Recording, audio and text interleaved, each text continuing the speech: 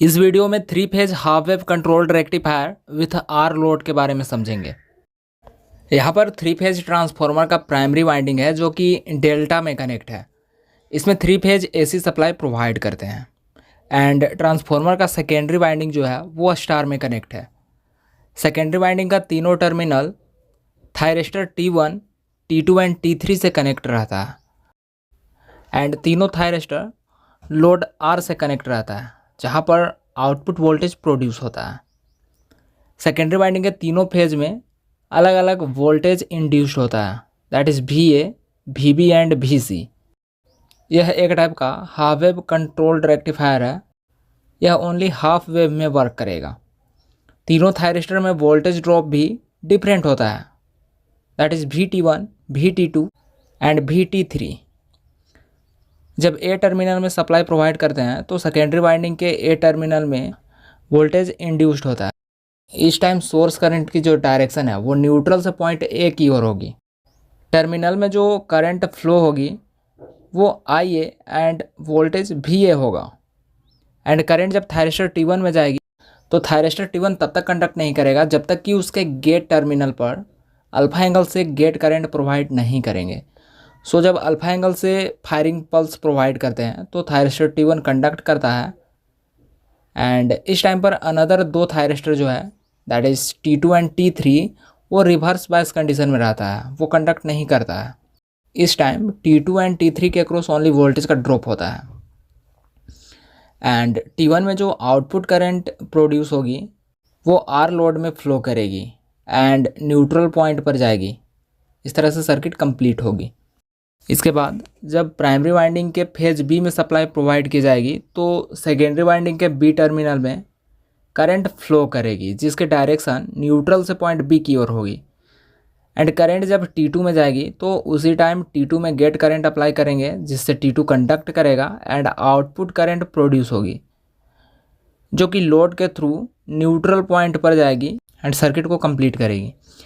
जब T2 conduct करेगा तो उस time T1 and T3 conduct नहीं करेगा, उसके अक्रॉस ओनली वोल्टेज का ड्रॉप होगा एंड जब फेज सी में सप्लाई प्रोवाइड करेंगे तो सेकेंडरी वाइंडिंग के भी फेज सी में वोल्टेज इंड्यूस होगा एंड वहाँ पर करंट की डायरेक्शन न्यूट्रल पॉइंट से सी की ओर होगी एंड थायरिस्टर T3 में जब अल्फा एंगल से गेट करंट प्रोवाइड करेंगे तो थायरिस्टर T3 कंडक्ट करेगा एंड आउटपुट करंट लोड में जाएगी एंड लोड के थ्रू न्यूट्रल पॉइंट पर जाएगी एंड सर्किट को कंप्लीट करेगी। इस तरह तीनों फेज के इस टर्मिनल में करंट फ्लो करती है। नाउ इसके वेवफॉर्म को समझेंगे जो कि एकेडमिक एग्जाम के लिए काफ़ी इंपॉर्टेंट होता है। यहाँ पर 3 फेज AC सप्लाई का वेवफॉर्म है that is VA, VB and VC। As we know जब अल्फा एंगल से गेट करंट थायरिस्टर में प्रोवाइड करते हैं तभी थायरिस्टर कंडक्ट करता है। सो सपोज हम लोग थायरिस्टर के अक्रॉस 30 डिग्री अल्फा एंगल से गेट करंट अप्लाई कर रहे हैं एंड जो थायरिस्टर है वो 3 फेज के मैक्सिमम पीक वोल्टेज पर वर्क करता है एंड तीनों फेज में जो पीक वोल्टेज है वो चेंज होते रहता है। इस पॉइंट से फेज ए स्टार्ट होगा एंड जब इस पॉइंट से 30 डिग्री अल्फा एंगल पर गेट करंट अप्लाई करेंगे तो T1 कंडक्ट करेगा क्योंकि फेज ए के साथ T1 कनेक्ट है।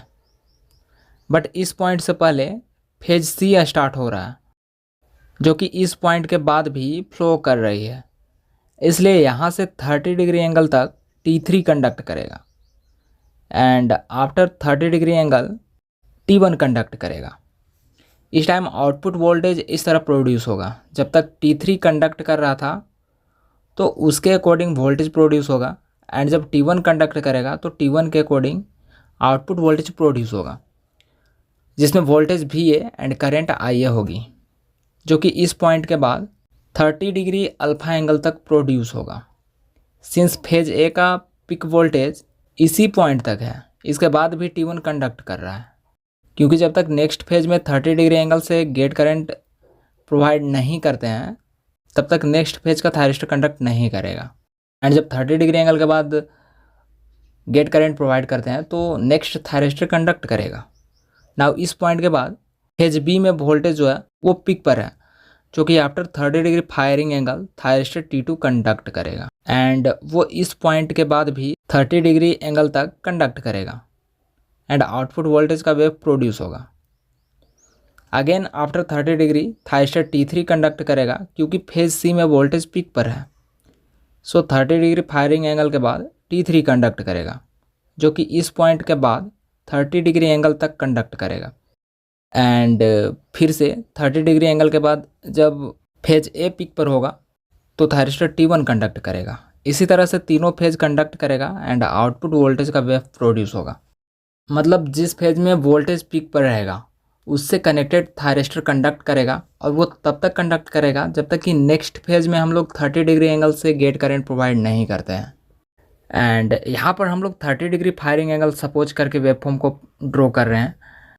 अगर फायरिंग एंगल 30 डिग्री से ज़्यादा होगा, सपोज 60 डिग्री होगा, तो आउटपुट वोल्टेज का वेवफॉर्म भी 60 डिग्री अल्फा एंगल के बाद प्रोड्यूस होगा। सो इस तरह से जो 3 phase half wave controlled rectifier है वो आर लोड पर कंडक्ट करता है एंड उसका वेवफॉर्म प्रोड्यूस होता है। There are many differences between natural commutation and forced commutation. Like जो नेचुरल कम्यूटेशन है वो एसी सर्किट में अप्लाई होता है, जबकि फोर्स्ड कम्यूटेशन है वो डीसी सर्किट में अप्लाई होता है। नेचुरल कम्यूटेशन में एक्सटर्नल सर्किट का रिक्वायरमेंट नहीं होता है, जबकि फोर्स्ड कम्यूटेशन में एक्सटर्नल सर्किट का रिक्वायरमेंट होता है, लाइक इंडक्टेंस एंड कैपेसिटेंस। इसका use AC voltage controller and controlled rectifiers में किया जाता है, जबकि फोर्स्ड कम्यूटेशन का यूज इन्वर्टर्स एंड चॉपर्स में किया जाता है। नेचुरल कम्यूटेशन में रिवर्स वोल्टेज अप्लाई करते हैं to turn off the thyristor, जबकि फोर्स्ड कम्यूटेशन में वोल्टेज एंड करंट दोनों की हेल्प से थायरिस्टर को टर्न ऑफ करते हैं। नेचुरल कम्यूटेशन में कम्यूटेटिंग पीरियड के टाइम पावर लॉस नहीं होता है, जबकि फोर्स्ड कम्यूटेशन में पावर का लॉस होता है। SCR के ऊपर डिटेल्ड वीडियो ऑलरेडी चैनल पे अपलोडेड है, बट यहाँ पे इसका कुछ बेसिक्स हम लोग समझते हैं। सिलिकॉन कंट्रोल्ड रेक्टिफायर जो है वो एक टाइप का यूनिडायरेक्शनल सेमीकंडक्टर डिवाइस होता है। SCR 3 टर्मिनल एंड 4 लेयर से मिलकर कंसिस्ट होता है। इसके गेट टर्मिनल पर जब हम लोग कुछ एंगल से जब गेट पल्स अप्लाई करते हैं तो जो SCR थायरिस्टर है वो टर्न ऑन हो जाता है, मतलब इसके थ्रू करंट फ्लो करने लगती है। But only positive half cycle में जो SCR है वो कंडक्ट करता है। जैसे ही नेगेटिव हाफ साइकिल आता है तो कंडक्ट नहीं करता है, वो रिवर्स बायस कंडीशन में आ जाता है। इसलिए इसको हम लोग यूनिडायरेक्शनल सेमीकंडक्टर डिवाइस बोलते हैं। तो इस तरह से कोई भी टॉपिक को अगर आप इजी वे में समझना चाहते हैं तो चैनल को सब्सक्राइब कर लें और बेल आइकन को भी प्रेस कर लें ताकि वीडियोज आप तक पहुंच सकें।